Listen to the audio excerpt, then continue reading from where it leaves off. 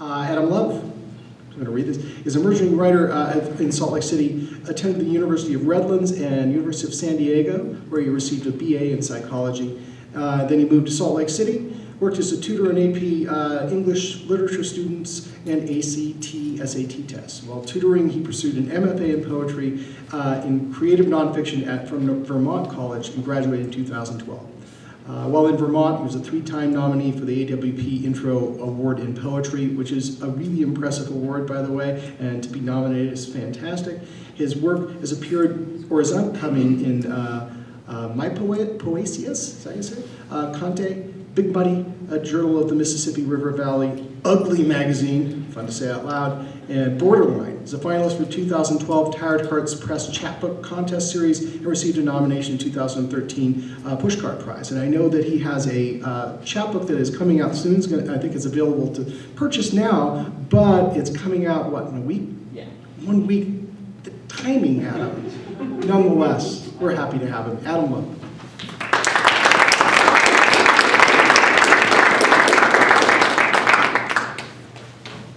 Thank you, Joel, and thanks to City Art for putting this event on. I've been a fan of City Art for many, many years. I'm going to begin with some poems that are a bit older. I was obsessed with a fictional character, this Cosmonaut. So I'm going to begin with those. Cosmonaut in a green field. Thick blue. The light of evening erases all concept of landscape. Bats tread through. Thin membranes of their wings, flailing like rugs, shaken into soft night wind. And the moon howls at itself, demanding to be seen, like the dangling luminescent bulb of an anglerfish, compelling artless masses of krill, jaws clamped tight around all light. And now the cosmonaut knows he will be returned to that black abyss above, to bathe in the cold moon glow of a gutted faith. A compliant child, quietly sinking in his mother's oldest tub, letting all that cold into his body. His eyes blurring in the bubbling water, blinking open to nacreous light. If the cosmonaut could say, "He is not my father," then I wouldn't have to tell you that he shouldn't have married the woman who bore me. I wouldn't have to explain how he killed himself in a November snowstorm, missing a curve in his angry sob. I wouldn't have to remind myself of all the childhood let me forget. That starbursts are nature's manufactured way of reminding the living what sunshine particles taste like. I wouldn't have to create subterranean chambers with outdoors to represent his undying anguish of falling in and out of love. I could just state things, accurate things. I could say that clouds are water, suspended in a gaseous state and hold no other meaning aside from being the animated caricature of human imagination. I could say that magpies are annoying thieves, and that once, at 17, my best friend threw a golf ball at one and hit it right upside the head, killing it instantly. And that after poking its exposed and swollen brain tissue with a sharp stick found in the tall grass, we tossed its corpse somewhere deep within the field and laughed away our guilt for hours. Or I could say that no, I'm not really in the mood for telling you more stories, and that no, I'm not sure what secrets are revealed to the midnight dreamer, whether he sleeps or writes, that he just doesn't have anything interesting to say. That sometimes he reads Rilke and weeps as if he were rain in an oak leaf. But then he moves into some sonnet and has no idea what the fuck is going on. Is life really that serious? I mean, if I could take a bouquet of yellow roses and throw them from a cliff, would I be living a poem? Would you be watching? I guess it's only a matter of perspective. People have been doing it for years. Basho in his old pond, Yeats in his nursery rhymes. But I mean, could I really say anything for a gravedigger who works in a tractor? Or for the archer whose bow has broken, what poem could I write for him? Once I catapulted myself across 3 fields. I landed in a patch of ferns, didn't get one scratch. Maybe I could say tonight, it's more than metaphor seeping through my veins, or that maybe it's less. Maybe I could just finally say that I'm only looking for a wind to rattle my bones. One of my favorite writers of all time was named Frank Stanford, and he tragically took his life right before his 30th birthday. And this poem, I suppose, is a threnody for him. Frank Stanford turning 30. Fayetteville, Arkansas, June 3rd, 1978.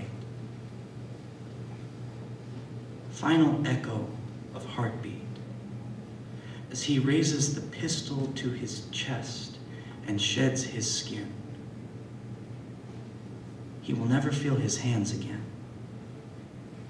Tapestries of wild orchids paint the moon on the battlefield where only it can say, I love you, poor Frank. He wants to know why, but already knows the answer. Tears in his napkin, sobbing only brings out the best in me, he thinks. God damn these bullets. Their conversations were vacant. The scent of snow in his nostrils, the cool evening waiting. A cooing dove, its wing trapped under the tread of his front tire, where its shadow will be the only light the dead see, while the moon pulls blood from its many lovers, flowers burning in a jar. 2 women set out a dish of milk to tell his story to the living.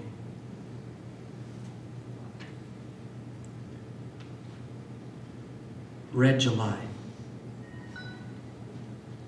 Forget the blue stars that hung around your head, or each time you heard the neighbor's dog bark some twilight truth that told of teenagers fucking in the cemetery, or some thief prying a car's trunk open and finding nothing. Forget the orange zest and ginger in the soon-to-be October leaves. You were never a child, even in your wildest tantrums. Every costume you would wear would fill your imagination with pigeon feathers, and you grew tired of your neighbor boy's games and found a closet to sing in. Sometimes you heard Brian's mother screaming as you passed his house on your way home from school. And when his brother Danny died, you went to a field to gather poppies, but that summer heat had wilted every petal, the July breeze too hot to mention. When they brought his car back, there were burn marks on every seat, the roof charcoaled and peeling. Was anyone weeping? Maybe the thirsty aspen leaves, maybe a few crickets. You took the broken rye bottle out of the back seat and waited for the sun to leave. It was twilight, and the moon was drinking liquor and shooting stars like darts.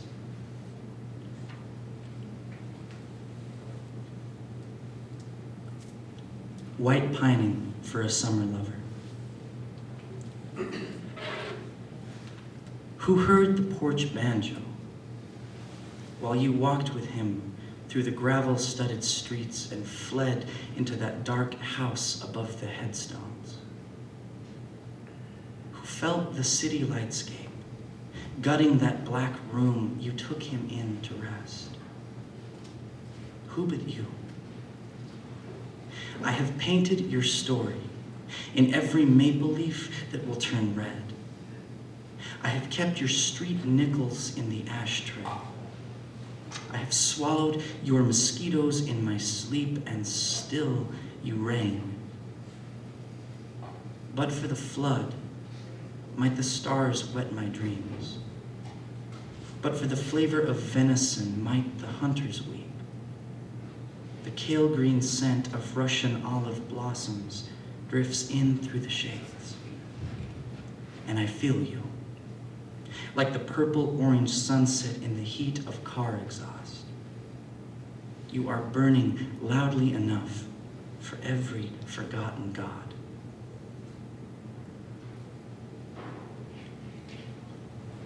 Come on in.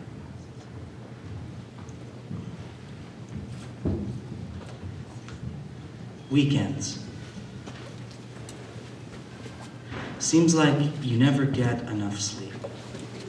You spend all morning just trying to get out of bed, the hum of the ceiling fan, air conditioner bumping on, then off, the cat pawing your face. You've been dreaming of waves again, the kind that have no direction, circulate back and forth, and the pines with their deep green knowledge, nameless surfers and sunbathers on dry sand, how their faces change into somebody else's. The girl you fall in love with turns into your boss, and then you're strangers again. You can't remember her name. And then, before you know it, you're in Nepal. Prayer flags, little statues of Shiva. Hours go by before it starts raining and you realize you forgot your coat. You find your family searching for you in the woods. You're not in Nepal anymore either. Seems more like Portland, if anything. Bottom line is there's a comet in the sky, and your father is now a pilot. He's steering your whole family through the airport, which is also in the woods, and the scrub oak keeps clipping the wings, and you're certain you're going to crash, that this is it, the end you have been waiting for. You wake up to your cell phone ringing, telemarketer, asking if you're satisfied with your current insurance rates.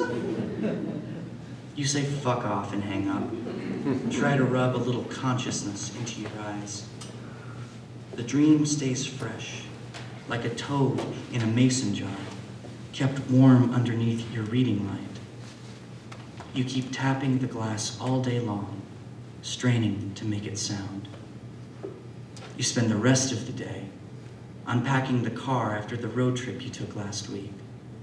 You find clothing underneath the seats, a few empty jerky wrappers, rusted coins, stray hairs, little dried out flies, dust on the dashboard, a plastic snake, a little dancing Jesus.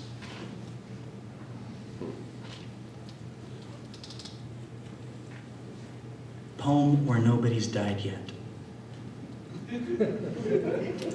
That's a funny title, yes. I can't find the time to put anything away. I can't even tie my shoe.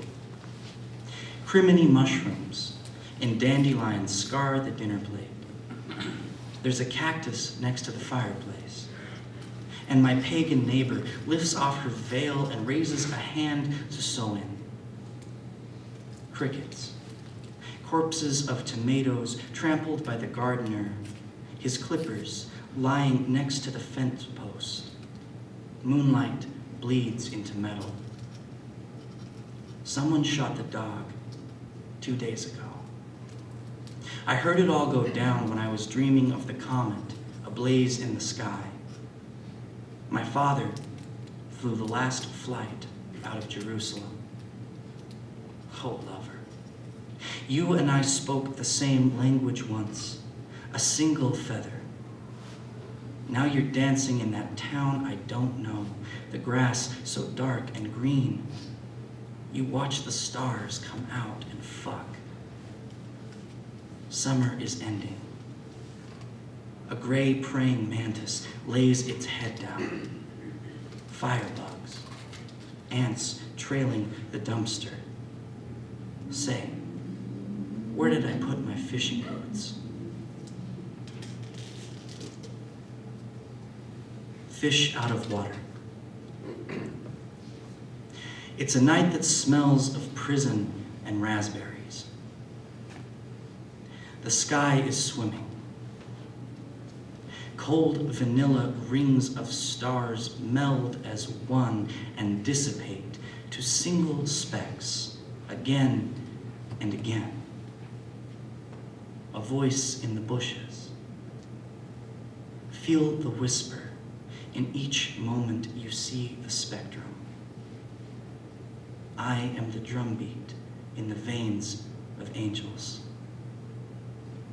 Red seeds leak from the mouth of a boy on the porch, chewing, chewing. If you're a Monty Python fan, you would recognize this next thing saying, and now for something completely different. Robert Frost's 115th Dream. Because the diverged murky paths were moonlit by a sanguine yellow, I thought of my mother. Then a shark appeared and asked me to make it tomato soup, a request for which I had no contest. Maybe I should have asked it, who sent you? Or maybe better yet, do you take basil in your soup? The shark stood and stared, glaring its teeth. I knew it wanted to ask me a question, one to which I could not acquiesce. So instead, we settled our differences over a pot of pink mint tea and talked politics. I asked the shark about its horizontal family, to whom it was most immediately related. The shark answered me in the most obsequious fashion. John F. Kennedy and Engelbert Humperdinck, his two most famous lawyers. I sat indignant, realizing I was talking to a shark who was trying to convince me that Nazis weren't evil, but rather misinformed. Well, as an American, I could only offer him eagle feathers, corn pudding, and the location of the seventh direction. I pulled out my rope. Don't make much sense, me being a shark and all, tied up to a mulberry tree, he said. I wondered what he meant by mulberry tree. I wondered what he meant by shark. Before I cut his throat, there was the most sensational smell of cherry blossoms blowing through the wind. Do tell, he said, as his gills were opened.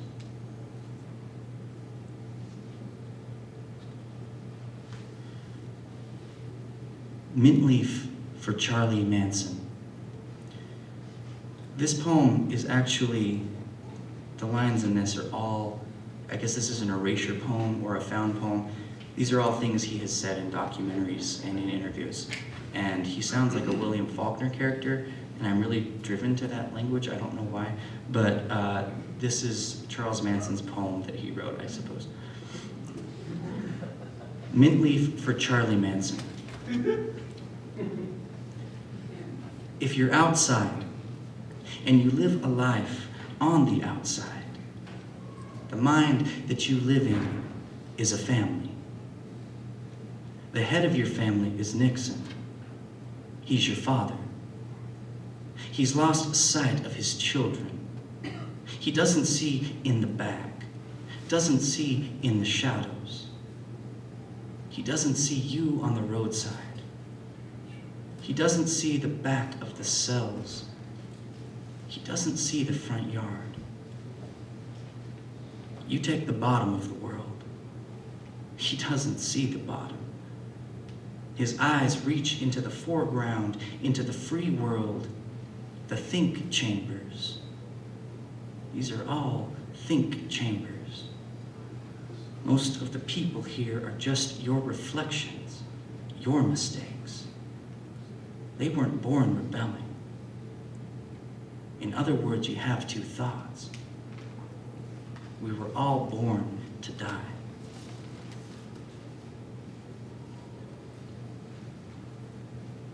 November.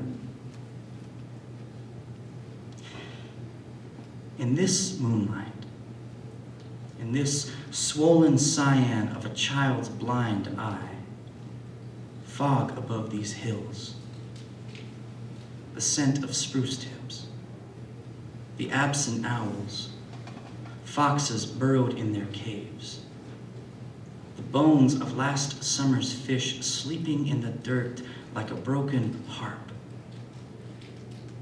When I ask about the fire of city lights cresting over these mountains, what answer do I hope to hear?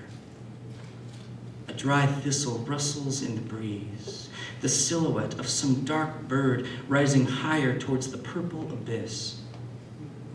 They say that a storm is coming, that the stars are hidden in a shape-shifting blizzard winding through winds, circulating above, spiraling every would-be flake into the vacant stare of twilight.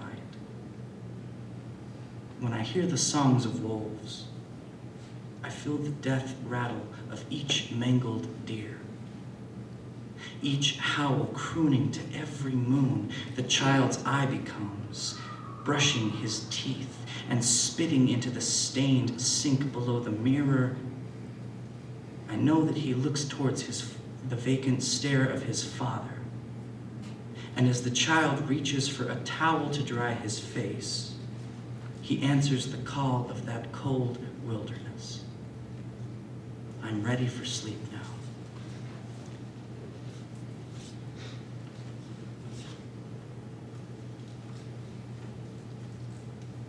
Bones of a lamb.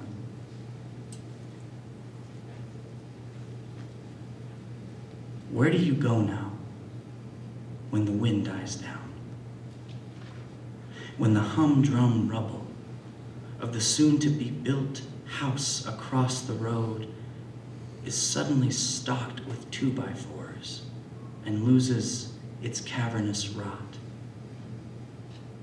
When speaking of no one, you return to yourself and open your mouth, filling the kitchen with bees. When the walls bleed and the snow smells of tongue caked in tobacco, and you are cradling the baby mouse your sister squeezed to death. Outside, next to where the fire was, wet hay all around the yard. The air smelling of chicory, Decembered by the frost around it. The sky, gray as lake, eye open upon death. You close its lid as if you knew what it saw.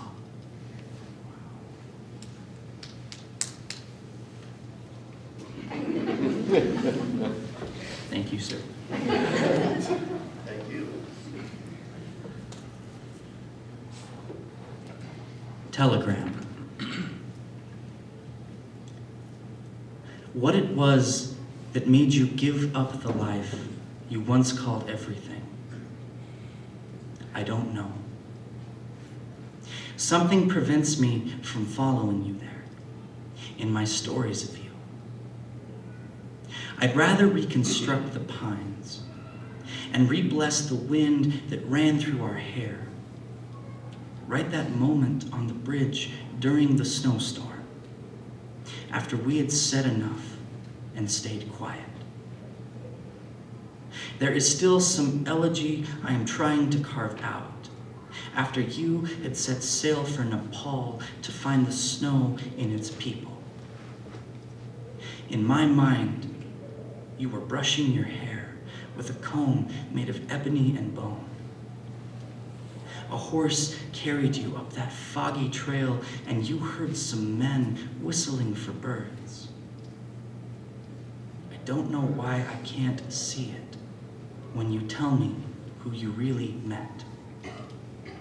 You grew wings in each letter you sent.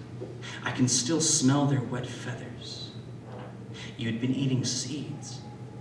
And when those men came back with cages, you weren't afraid. I can't remember when I last saw you. Did you know that the grass had died? That someone had burnt the field we'd lie in when we became those purple shadows bathing in the darkness? When you let the wind become a dress for you and danced to the slow swaying cello of the nighttime world.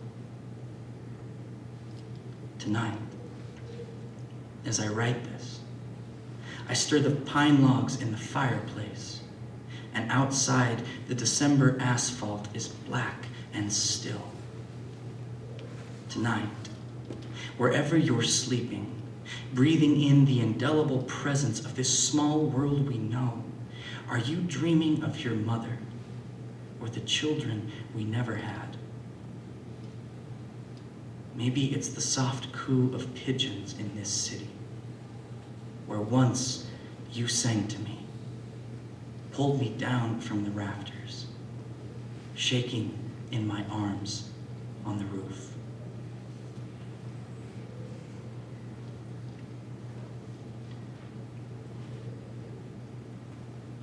Watching leaves in January. In my mind, I can still stare out the farmhouse front room window. Outside, I see a large wheat field covered in snow. Footprints and a half-shoveled walk. My father is not there. When I squint, I can see my brother. But the field turns into a black highway where he sits in handcuffs, his nose bloodied. Police ransack the car and find 10 balloons of heroin. I hear my mother weeping in a cold shower. The field returns. I taste the snow of my childhood. Outside, the wind howls and scratches at the door like a beggar. I turn to the fire. The poltergeists are in my home. I see the July where I've just told Melinda Johnson that I am in love with her. 2 years later, her older brother died. I can see their father showing the video of us shooting bottle rockets at his memorial. I remember promising myself that I wouldn't cry, but I did.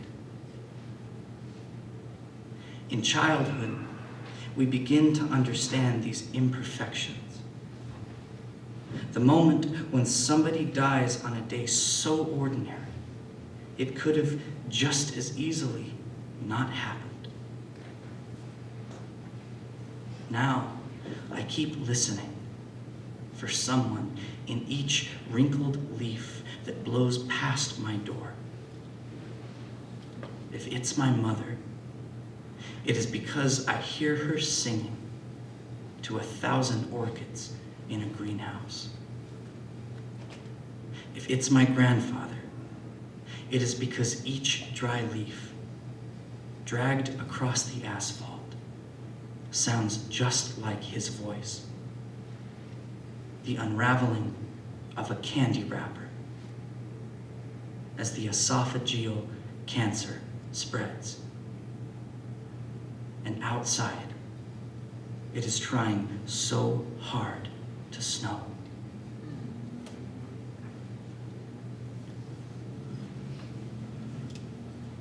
Just have a few more.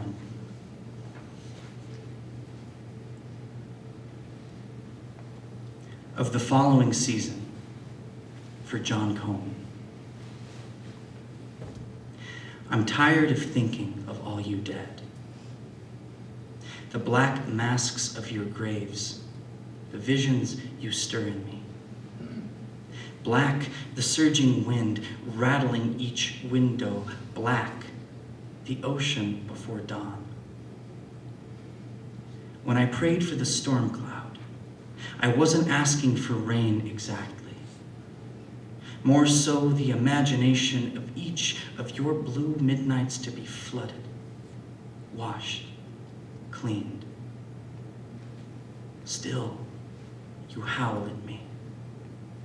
Wolves in my kitchen, barking at scraps of intractable meat.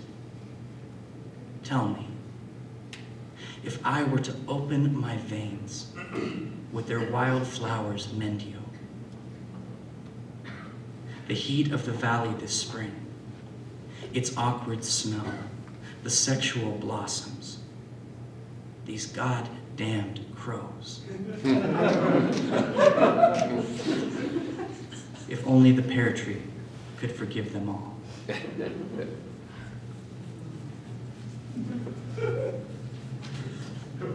I wrote that before Phil, just FYI.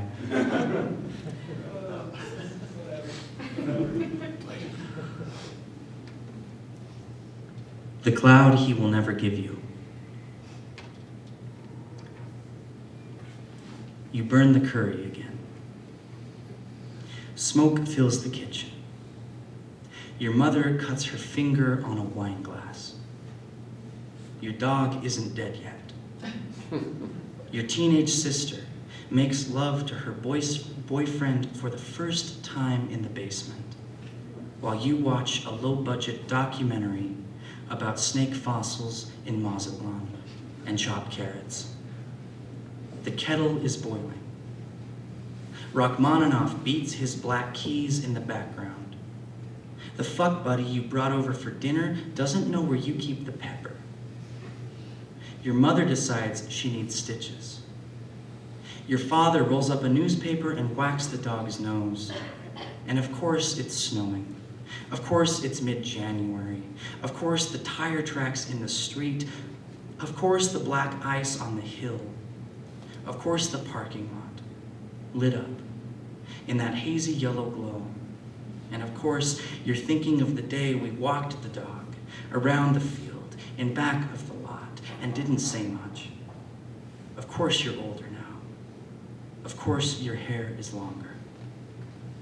You have forgotten eating the mint leaves, the candles in July, in my room full of thoughts over you, the lamb and mint gravy, the watermelon salad, the little dancing Jesus, pillowcases, arm wrestling, the day my uncle died, the day I told you about Marilyn and the pills she swallowed, the color of death, horseshoes and their sound, each farmhouse we drove past, my car keys in the gutter, New Year's and cocaine, the cedar, the birch, the pines, steam on your hands, bicycles and bus rides, the desert and its airs, this connection to everyone with lungs, your feet on the dashboard as you slept, and the sleeping, smoking trout,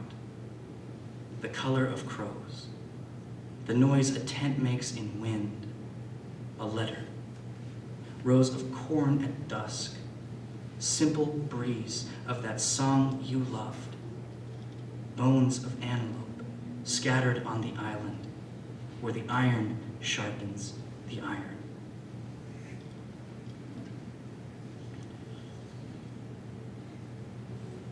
Play Crack the Sky. The Cosmonaut once told me that every exploding star has a name it never knew. It labels itself and speaks no language. Or maybe it speaks many languages that nothing but it, the star, can understand. Until there is an instance in both space and time when the star decides to explode into day, cool indefinitely into night. When he told me this, I was puzzled and asked, how can that be?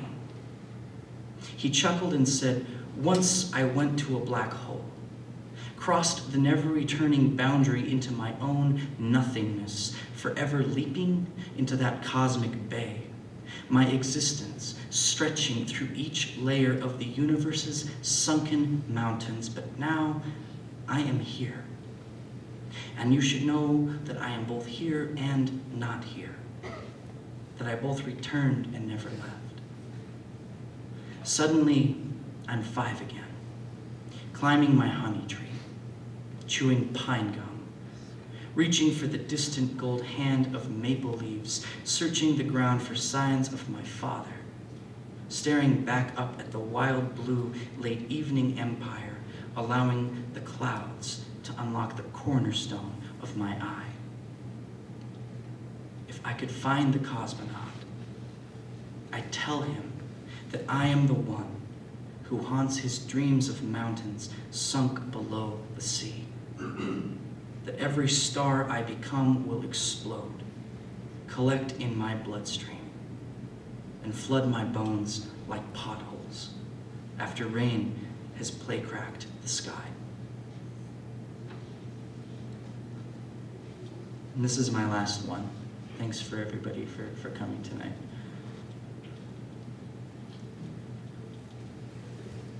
The dead who don't know they're dead. They sleep in blue beds, heads resting on pillows, bodies tucked under blue sheets. They never remember anything, not even themselves. They float out of their still tuxedo existence, outside the coffins and the cemeteries, into a warmly lit living room. A barefoot girl curled by the fire. A scrawny dog pawing at her leg for a bite of cookie. They invite themselves in without asking.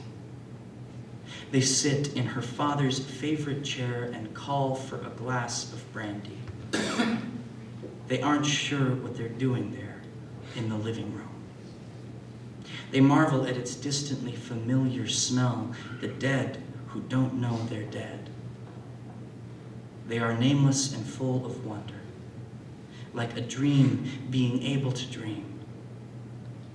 They never stay around longer than they should, not even to see the sunrise. They only come in at night, when the grass is cold and wet from the sprinklers, having numbed the feet of the schoolgirl drinking milk by the fire. She tells them she is ready for summer. The windows of the living room wide open. The sweet smell of Russian olive blossoms drifting in through the shades.